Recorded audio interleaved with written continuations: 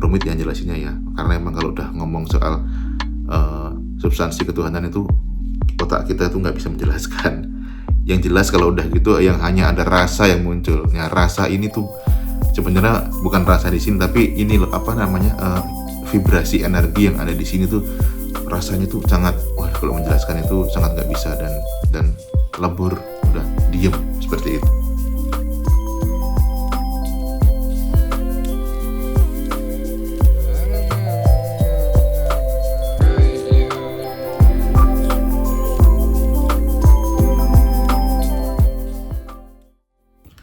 Assalamualaikum warahmatullahi wabarakatuh. Salam damai, salam sejahtera, salam bahagia, dan salam keindahan. Om Swastiastu. Ketemu lagi dengan saya, Yahya Rifan Daru, di channel Sinau Urip. Iya, channel yang isinya tentang cerita-cerita mungkin hikmah, cerita saya sendiri mungkin, atau cerita teman-teman, obrolan-obrolan yang saya ceritakan kembali di sini, yang siapa tahu menjadi satu inspirasi atau bahan diskusi ya. Jadi bukan pengetahuan, ini disclaimer ya, bukan ajaran, bukan ajakan, bukan pengetahuan dan semacamnya. Jadi memang satu wadah yang mungkin kita bisa jadi satu tempat untuk berdiskusi bersama. Baik, kali ini masih ada hubungannya dengan tema sebelumnya, yaitu tentang tools yang kita gunakan untuk hidup, untuk menjadi daya guna untuk kehidupan, yang mana kehidupan ini adalah sistem ketuhanan itu sendiri, yaitu ada 3, akal, rasa, dan tindakan. Lalu ini saya juga pengen mempertanyakan sih sebenarnya, ini rasa atau perasaan atau feel itu tuh sebenarnya apakah posisinya emang di sini gitu. Nah ini, atau hati ya, orang sebut kalbu atau hati. Ini juga ini hanya mungkin opini saya sih ya, tapi menurut saya sih itu adalah kenapa disebut 3 ini adalah titik-titik atau pusat energi sebenarnya. Yang sebenarnya 7 sih, cuman ini di 7 ini dipersingkat lagi jadi 3 biar lebih gampang. Nah itu pusat energinya itu yang tentang rasa, itu damai, terus bahagia, rasa surga, itu tuh kan ada di sini ya pusat energinya. Tapi toolsnya sebenarnya bukan di sini, bukan di dada ini, karena tools yang di sini ini kan jantung atau hati itu fungsinya berbeda dengan fungsi itu gitu. Fungsi untuk memunculkan rasa ya, itu damai. Tapi kalau fungsi secara energi, secara titik pusat energi memang ada di sini gitu. Sedangkan pusat energi yang di sini, yang di otak itu untuk mencipta, berpikir, dan untuk berimajinasi. Sedangkan yang di bawah, yang di seks ini bawah itu untuk dorongan atau generator ya. Dorongan itu untuk produktivitas, untuk produksi kreativitas yang bentuknya itu pusat energi yang ada di beta gitu. Ketika kita bekerja, kita menikmati, itu ada di sini, lalu aktifnya itu ada di bawah gitu. Semangatnya gitu, energinya. Itu 3 tools, sebenarnya saya mungkin bukan tools ya, tapi 3 titik pusat energi. Nah, itu seperti itu.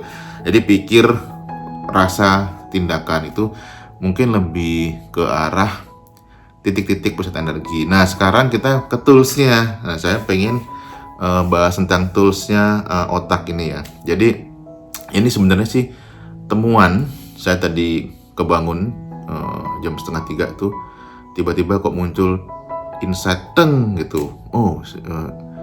Dari sebelumnya karena kita udah bahas ini, jadi coba digali ulang gitu tentang perasaan dan pikiran, tapi dari aspek ini tools otak gitu. Nah, saya jadi dapat gambaran kalau otak kita itu kan ada 2 sisi, kanan dan kiri ya. Itu seperti saya memaknai bahwa otak kanan ini itu kan sering diidentifikasi dengan otak kreativitas, sedangkan otak kiri ini sebutannya intelektualitas ya kali ya. Jadi lebih ke hal-hal yang berkaitan dengan logika dan empiris itu ada di kiri, sedangkan di kanan ini lebih ke emosional dan emosional dan rasa, feel ya, bukan nah, yang feel yang di sini itu toolsnya bisa jadi ini juga hanya opini, bisa jadi itu yang di kanan gitu. Nah, kenapa saya bisa menyimpulkan itu? Karena kebanyakan orang-orang itu yang menggunakan otak kiri itu lebih ke logika, fisika, matematika seperti itu. Lalu yang otak kanan itu lebih ke visual, ke keindahan gitu ya, aspek keindahan, lalu rasa gitu. Nah, ini tuh seperti apa ya namanya ya, satu keseimbangan sebenarnya. Jadi satu tubuh ini satu keseimbangan. Jadi ada otak kiri itu maskulin, otak kanan itu feminin gitu. Jadi kan manusia tuh kalau laki-laki itu kan lebih cenderung menggunakan logika, kemudian perempuan menggunakan perasaan. Nah, ini tuh kayak keseimbangan di dalam tubuh kita itu, unsur maskulin dan femininnya itu toolsnya itu ada di otak ini gitu. Itu hanya opini saya ya, mungkin bisa jadi salah, tapi menarik untuk didiskusikan gitu. Nah, jadi misalkan seperti ini ya. Jadi kita langsung bisa bahas tentang apa guna manusia dengan tools ini gitu. Jadi misalkan nih, manusia ini kan ada yang dominan kanan, ada dominan kiri gitu. Ketika manusia dominan kiri berarti punya potensi yang lebih besar untuk belajar atau menggali sesuatu. Ini kembali ke satu esensi adanya manusia ya, yang menurut tradisi Islam itu bilang bahwa Iqra bismi rabbikal ladzi khalaq itu adalah bukan baca tapi pelajari, teliti, dalami semuanya tentang kehidupan atau ketuhanan itu, semesta dan seluas-luasnya itu gitu. Sampai benar-benar tahu. Nah, ketika manusia itu dominan otak kiri, dia akan ngulik gitu. Oh, ini dengan ini ketemu ini segala macam, jadi bentuk materi baru segala macam dengan rumus-rumusnya bla bla bla. Dia adalah seorang ilmuwan gitu, peneliti ilmuwan yang melahirkan satu rumus-rumus, satu penemuan yang akhirnya dia memahami, oh ternyata kehidupan itu seperti ini gitu. Nah, itu berarti dia bertauhid, udah paham tentang tauhid. Setelah paham, meskipun dia nggak menyebut satu substansi ketuhanan, tapi dia paham. Lalu dia mewujudkan itu dalam bentuk penemuannya itu mungkin jadi misalkan apa ya, contohnya kalau jadi listrik gitu, jadi apa namanya ya penemuan yang kita pakai sekarang ini, teknologi gitu. Jadi satu teknologi yang kita pakai sampai saat ini, misalkan kayak Nikola Tesla menemukan arus DC itu yang kita pakai sekarang ini jadi apa namanya, jaringan internet segala macam. Nah, itu dia sebenarnya udah paham tentang substansi ketuhanan, cuman cara mengungkapkannya beda gitu. Dan setelah dia paham, akhirnya dia memanifestasikan pemahamannya, keilmuannya itu untuk menjadi kemajuan kehidupan, kurang lebih seperti itu. Ini otak kiri. Lalu bagaimana dengan kanan? Kurang lebih sama. Jadi otak kanan itu mungkin lebih ke rasa, seni, filsuf ya. Jadi pemahaman, pemikiran seperti itu. Jadi banyak para apa namanya seniman maupun filsuf ya, itu cara mereka itu menggali tentang Iqra tadi itu tuh dengan cara mempertanyakan. Misalkan kayak ketika Ibrahim mempertanyakan tentang Tuhan gitu ya, apakah Tuhan itu matahari, apakah Tuhan itu bulan dan sebagainya, bla bla bla bla, dan apa itu menjadi satu pemahaman baru. Ternyata bukan itu loh gitu, ternyata satu kenyataan yang utuh yang sangat sulit untuk dijelaskan tapi ada. Nah, misalkan kayak gitu akhirnya muncul puisi, muncul apa namanya ya, wahyu segala macam, intuisi ini berbeda dengan logika kan. Jadi kalau logika ini bisa dibuktikan secara ilmiah, kalau intuisi ini nggak bisa, tapi nyatanya ada. Nah, ini tuh ada di dominan otak kanan. Orang-orang yang menggunakan dominan otak kanan itu orang-orang juga jenius juga selain kiri gitu, tapi jeniusnya di bidang itu tadi intuitif gitu. Jadi misalkan kayak apa ya nabi ya, filsuf, seniman, terus pokoknya semua yang berhubungan dengan rasa yang bisa menggugah satu pemahaman baru tentang kemahabenaran, kenyataan itu orang-orang yang punya dominasi otak kanan gitu. Jadi semuanya itu keren menurut saya. Itu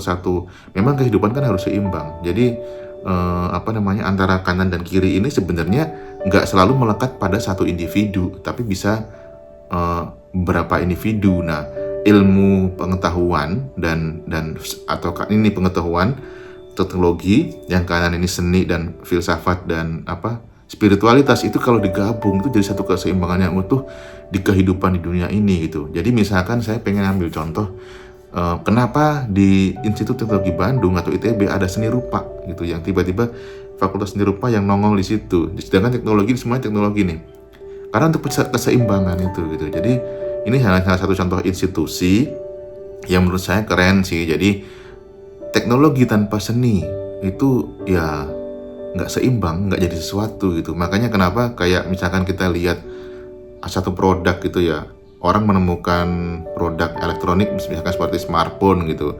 Smartphone kalau misalkan dibungkus dengan apa ya istilahnya ya, dengan kayu yang jelek gitu atau barang rongsokan kan gak menarik. Tapi ketika ada sentuhan rasa, orang itu harus memegang satu rasa yang nyaman, yang enak, yang ada unsur seni, ada unsur desainnya, itu akan menjadi sesuatu yang sempurna. Nah, gampangnya seperti itu sih. Makanya ada institusi-institusi atau kelompok-kelompok orang yang membentuk satu institusi ya, itu untuk contohnya kayak ITB gitu, itu melahirkan orang-orang yang seimbang gitu. Jadi otak kanan dan otak kirinya itu seimbang, seperti itu kira-kira sih contohnya. Lalu bagaimana kaitannya dengan kehidupan? Sebenarnya sih ya kurang lebih sama. Itu tuh fungsi manusia itu menjadi daya guna bagi kehidupan, dan yang pada akhirnya ya menjelaskan substansi ketuhanan itu loh. Jadi manusia ini kan manifestasi Tuhan yang memang punya sifat maskulin dan feminin gitu. Jadi manifestasinya itu ya berupa manusia kecil ini yang mewujud menjadi fisik. Dia bereksperimen, belajar, lalu paham tentang kehidupan atau yang maha kehidupan itu tadi. Akhirnya dia orang-orang ini menjadi bertauhid atau beriman dengan cara masing-masing, dan kemudian memanifestasikan dalam bentuk kehidupan tuh ya jadi daya guna, jadi sesuatu gitu. Ada yang dari ilmuwan menemukan apa, yang dari seniman menemukan pemahaman, atau filsuf atau nabi menemukan satu pemahaman dan lain-lain sebagainya. Ini bersinergi untuk ya memenuhi skenario dari drama maha kehidupan itu gitu. Nah ini serunya tuh begitu gitu. Jadi memang ya sistem ketuhanan, atau orang seringnya nyebut Tuhan ya, mungkin dalam saya tertarik dengan Jalaluddin Rumi itu, bahwa dengan cintanya Tuhan itu atau ketuhanan lah ya, itu dia akan rindu dengan dirinya sendiri. Makanya diciptakan satu cerita, satu drama yang membuat ada bahwa eksistensi substansi ini ada, karena memang harus dibuktikan dengan yang kecil manifestasinya gitu. Kurang lebih sih gambaran saya sih begitu. Jadi menurut saya ya kehidupan ini ya sebenarnya ya ya semuanya itu ya itu yang tidak bisa dijelaskan gitu. Memang cerita atau drama ibaratnya gini lah kalau saya memahami, karena saya orang Jawa ya. Jadi ketuhanan itu seperti dalang maha dalang gitu. Maha dalang yang menggerakkan wayang-wayang kecil sesuai perannya masing-masing. Ada yang jadi penjahat, ada yang jadi pencipta atau apalah itu, ada ilmuwan, seniman, filsuf, ada. Itu kan wayang-wayang itu, peran-peran masing-masing. Jadi memang sengaja itu dibiarkan biar berperang ini nanti baik lagi, biar diciptakan kebaikan, buruk, benar, salah segala macam. Itu satu dinamika seluruh cerita kehidupan dari yang maha hidup itu sendiri, yang memang menginginkan seperti itu gitu. Sunatullah itu kan memang menginginkan drama seperti itu ya, tujuannya ya bahwa inilah adanya keberadaan itu gitu, keberadaan substansial ya, yang mana ketuhanan itu sendiri. Rumit yang jelasinnya ya, karena emang kalau udah ngomong soal substansi ketuhanan itu otak kita itu nggak bisa menjelaskan. Yang jelas kalau udah gitu yang hanya ada rasa yang muncul. Nah rasa ini tuh sebenarnya bukan rasa di sini, tapi ini vibrasi energi yang ada di sini tuh rasanya tuh sangat, kalau menjelaskan itu sangat nggak bisa dan lebur, udah diem seperti itu. Baik, kira-kira seperti itu ya. Ini hanya pemahaman saya yang mungkin bisa jadi sesuatu yang menarik jadi bahan diskusi selanjutnya, boleh kalau teman-teman pengen komentar. Nanti saya tanggapi, saya bikin satu video yang baru lagi soal itu. Baik, kira-kira demikian. Semoga menjadi asik. Assalamualaikum warahmatullahi wabarakatuh. Salam damai, salam sejahtera, salam bahagia. Om Swastiastu.